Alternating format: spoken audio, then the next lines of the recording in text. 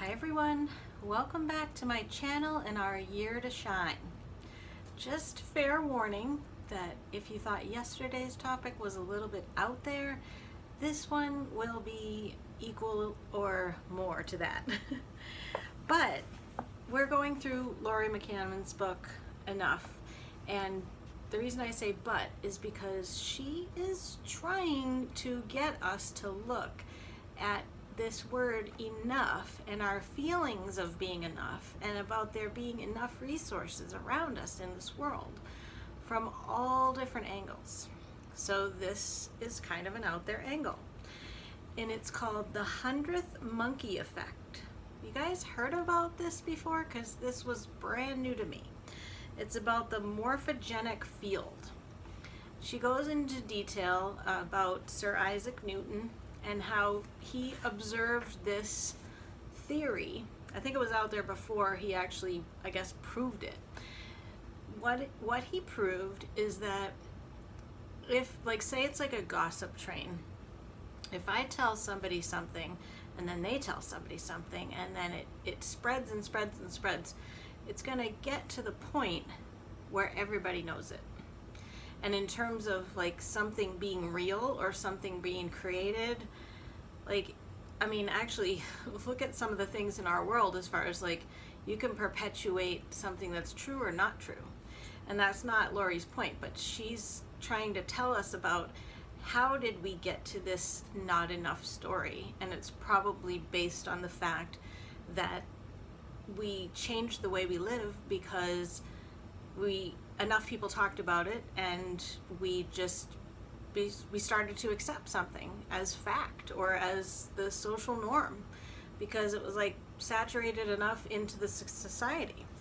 So I thought, all right, I guess I can understand that.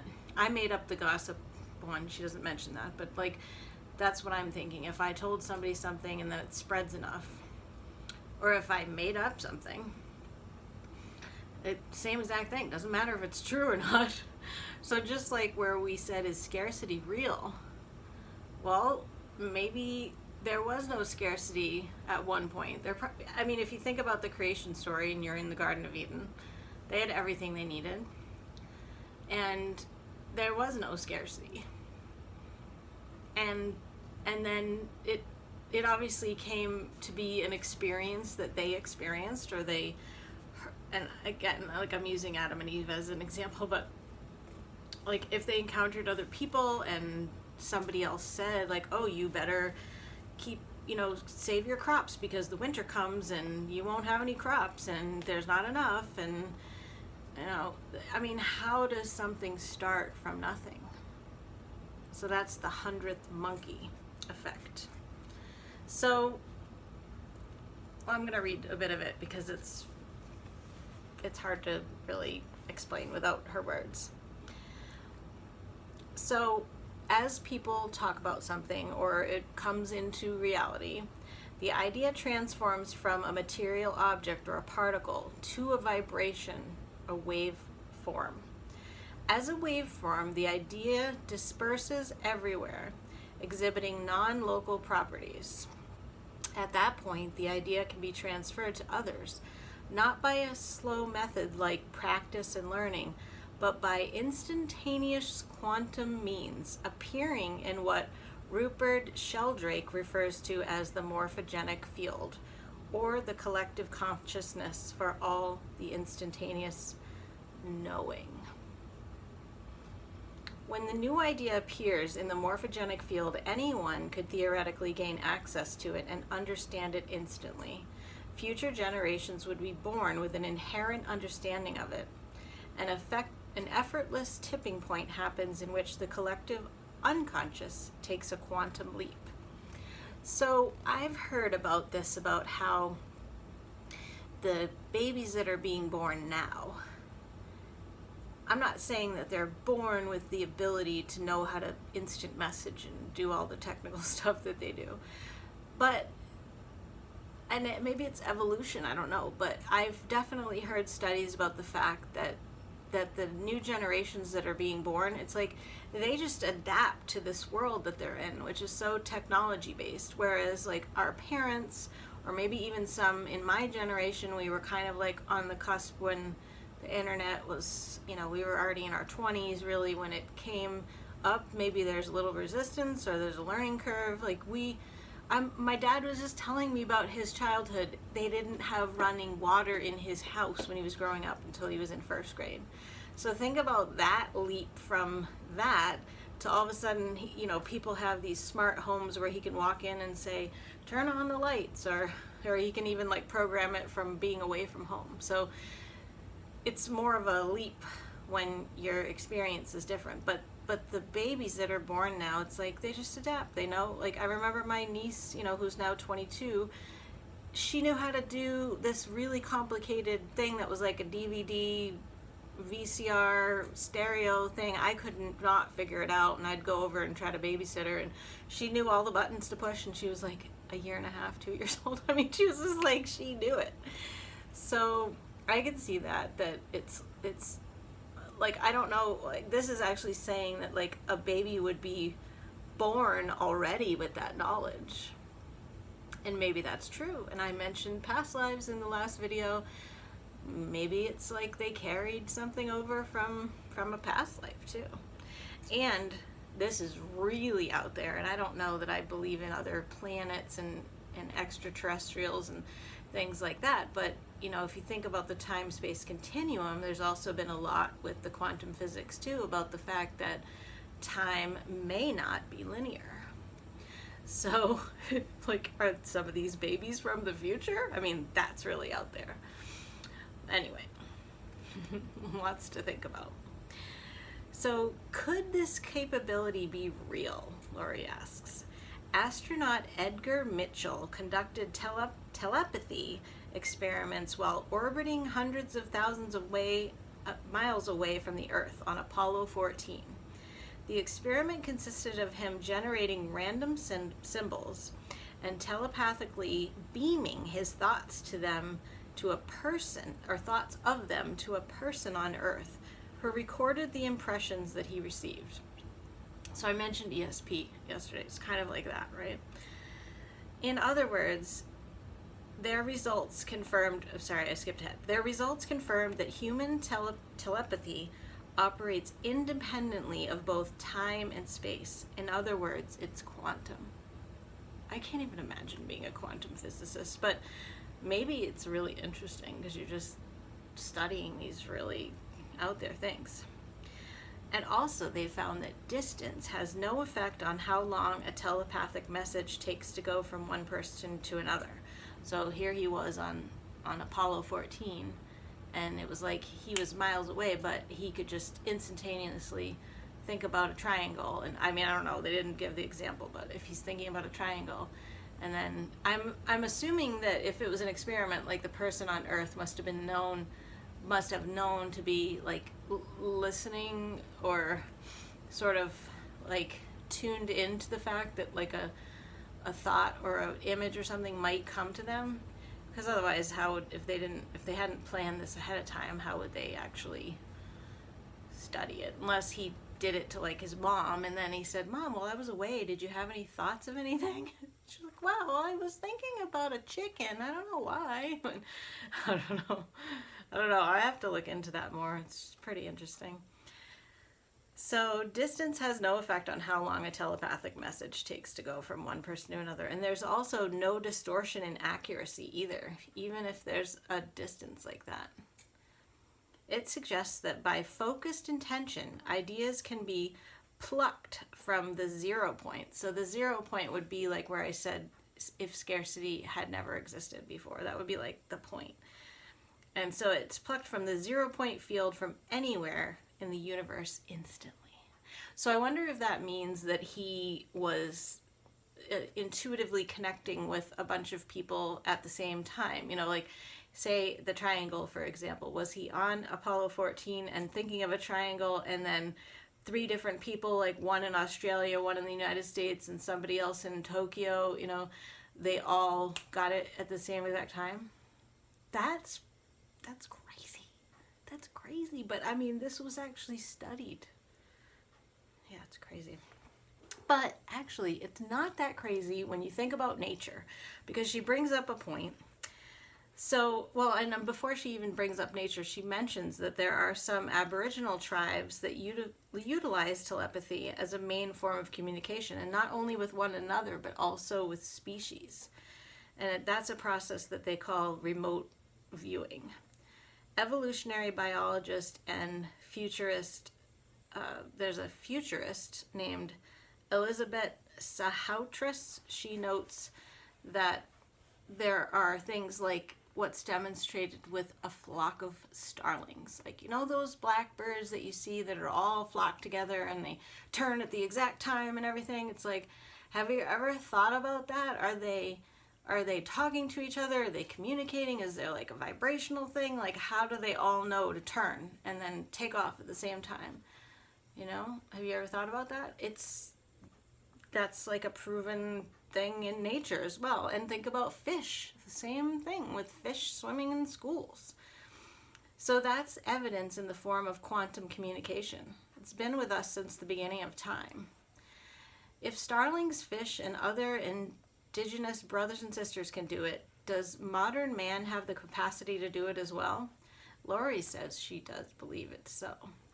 But we must cultivate a belief and an intention that we can and we will. Yes, I agree. I don't think that we would ever be able to tap into this. Like, I can wrap my head around the fact that maybe we have this ability.